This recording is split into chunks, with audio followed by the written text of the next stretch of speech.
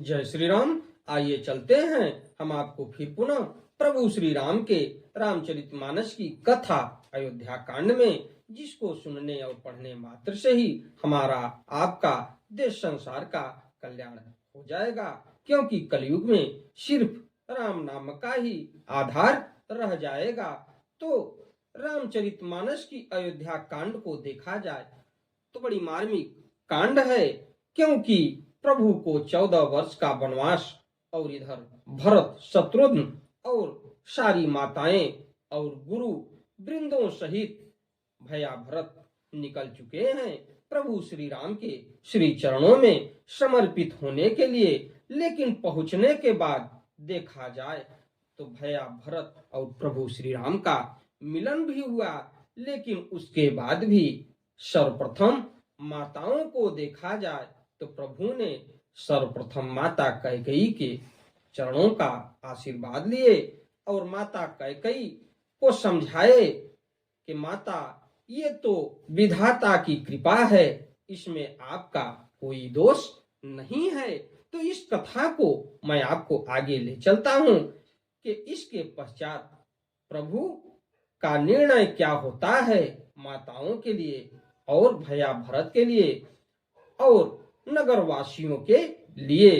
तो इसके पश्चात विघ्नों को हरने वाले भगवान गणेश और विद्या की प्रदायिनी मां सरस्वती के श्री चरणों में शीश नवाते हुए विनम्र निवेदन करूंगा कि हमारे देश संसार में जहां भी प्रभु श्री राम के रामचरितमानस की कथा हो रही हो, उसे संपन्न करने में अपना पूर्ण योगदान दें। उसके साथ साथ हमारे ऊपर भी अपनी कृपा बनाए रखें कि मैं अपने मुखार बिंदु से प्रभु श्री राम के रामचरितमानस की कथा को संपन्न करने और आप तक पहुंचाने का पूर्ण प्रयास करूं।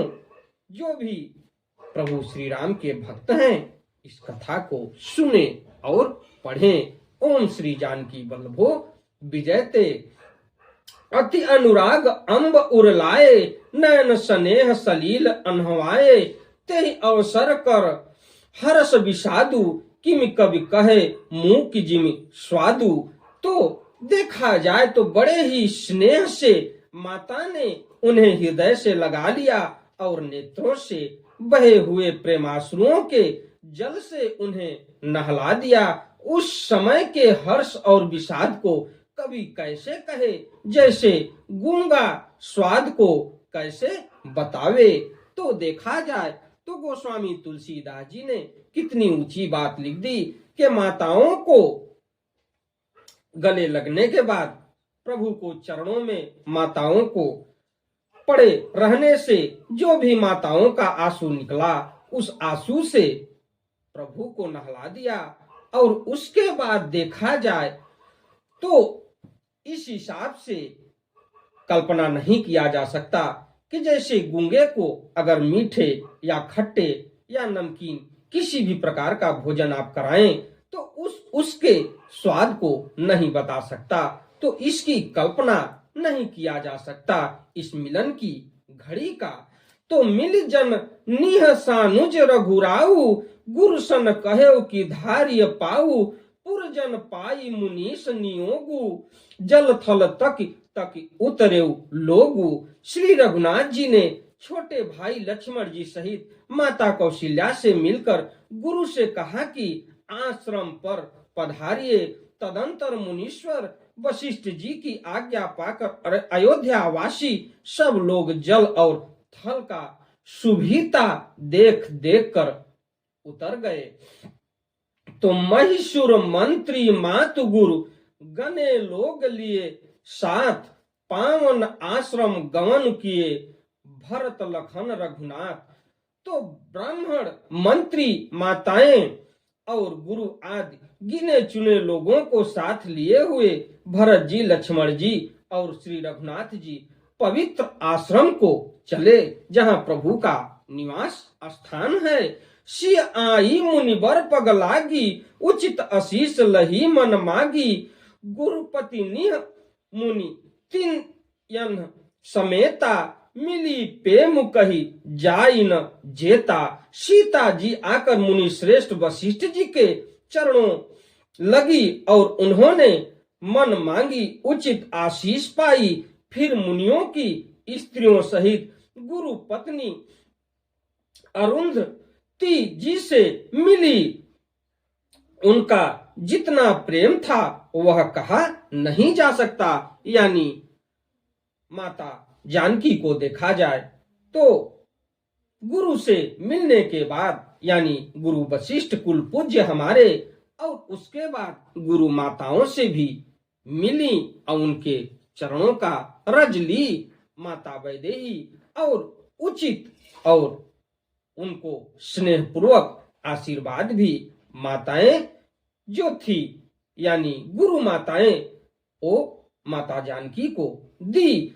बंदी पग शीस बही के आशीर बचन लहे प्रिय जी के।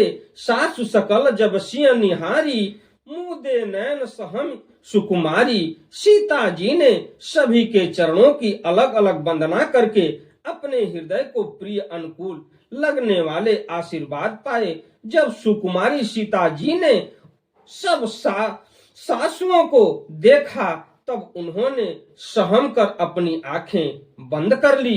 परी बधिक बस मनहु मराली काह किन्ह कर तार कुचाली।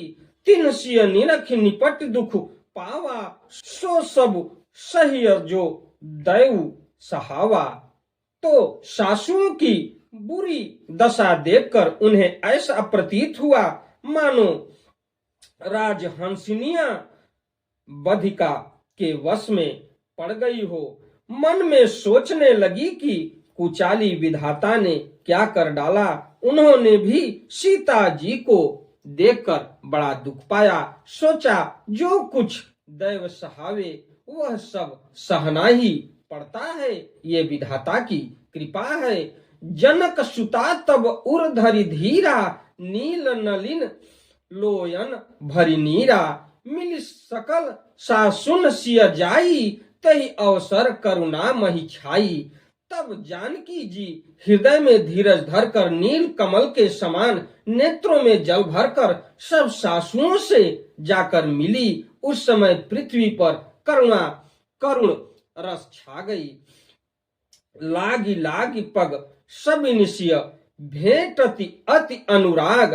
हृदय असीस ही प्रेम बस रहियहु भरी सुहाग। सीता जी सबके पैरों लग लग कर अत्यंत प्रेम से मिल रही है और सब सासुओं स्नेहवश हृदय से आशीर्वाद दे रही हैं कि तुम सुहाग से भरी रहो, अर्थात सदा सौभाग्यवती रहो। ये गुरु माता और सासुएं कह रही हैं। यानी देखा जाए तो माता कौशल्या और माता कैकेयी और माता सुमित्रा ये आशीर्वाद दे रही हैं माता जानकी को, अर्थात सदा सौभाग्यवती रहो। विकल स्नेह सिय सब रानी बैठन सभी कहे गुरु ज्ञानी। कही जग गति माइक मुनिनाथा कहे कछुक परमारथ गाता। सीता जी और सब रानियां स्नेह के मारे व्याकुल हैं। तब ज्ञानी गुरु ने सबको बैठ जाने के लिए कहा। फिर मुनिनाथ वशिष्ठ जी ने जगत की गति को माई कहकर, अर्थात जगत माया का है, इसमें कुछ भी नित्य नहीं है, ऐसा कहकर कुछ परमार्थ की कथाएं बातें कही। तो नृप कर सुरपुर गमन सुनावा सुनि रघुनाथ दुसह दुख पावा। मरण हेतु निज नेहु विचारी भे अति विकल धीर धुर धारी। तदंतर वशिष्ठ जी ने राजा दशरथ जी के स्वर्ग गमन की बात सुनाई, जिसे सुनकर रघुनाथ जी ने दुख सह दुख पाया और अपने प्रति उनके स्नेह को उनके मरने का कारण विचार कर श्री धुरंधर श्री रामचंद्र जी अत्यंत व्याकुल हो गए। जब प्रभु श्री राम को ये पता चला कि महाराज दशरथ स्वर्गवास सिधार गए हैं और इस संसार में अब नहीं हैं, तो ये बातें देखा जाए तो गुरु वशिष्ठ समझा रहे हैं कि ये संसार तो माया का जाल है और प्रभु के आगे किसका बस चला है, तो ढांढस बंधाते हुए गुरु वशिष्ठ रघुकुल मर्यादा पुरुषोत्तम प्रभु श्री राम को ये समझा रहे हैं। कुलिस कठोर सुनत कटुबानी, बिलपत लखन सिय सब रानी, शोक बिकल अति सकल समाजु, मानहु राजु अकाजेउ आजू। वज्र के समान कठोर कड़वी बाणी सुनकर लक्ष्मण जी, सीता जी और सब रानियां विलाप करने लगी। सारा संसार शोक से अत्यंत व्याकुल हो गया, मानो राजा आज ही मरे हों। तो देखा जाए तो ये घटनाएं फिर से ताजा हुई। गुरु वशिष्ठ के इस बात को कहने से कि सारा संसार शोकाकुल हो गया, जैसे कि लग रहा है कि आज ही और अभी ही कोई घटना घटी। तो मुनिवर बहुरी राम समुझाए, सहित समाज सुसरित नहाए। व्रत निरंबु तहि दिन प्रभु कीन्हा, मुनि हूँ कहेउ जल काहू न लीन्हा। फिर मुनि श्रेष्ठ वशिष्ठ जी ने श्री राम जी को समझाया। तब उन्होंने समाज सहित श्रेष्ठ नदी मंदाकिनी जी में स्नान किया। उस दिन प्रभु श्री रामचंद्र जी ने निर्जल व्रत किया। मुनि वशिष्ठ जी के कहने पर भी किसी ने जल का ग्रहण नहीं किया। इसी के साथ मैं अपनी वाणी को विराम देते हुए अगली कथा में मैं आपसे फिर मिलता हूँ। अपने वीडियो के माध्यम से, अपने चैनल के माध्यम से हमारी कथा आपको अच्छी लगे तो वीडियो को लाइक करिए, शेयर करिए, चैनल को सब्सक्राइब करिए, बेल आइकन दबाना न भूलिए, जिससे हमारी कोई भी महत्वपूर्ण वीडियो आप तक शीघ्र पहुंचे। आपका दिन मंगलमय हो। ऐसी वीडियो, ऐसी बातों को जानकारी रखिए जो कि आपके जीवन के लिए एक अमृत के रूप में सिद्ध हो जाए। तो चलते चलते एक बार प्रेम से बोलिए, प्रभु श्री राम की जय हो।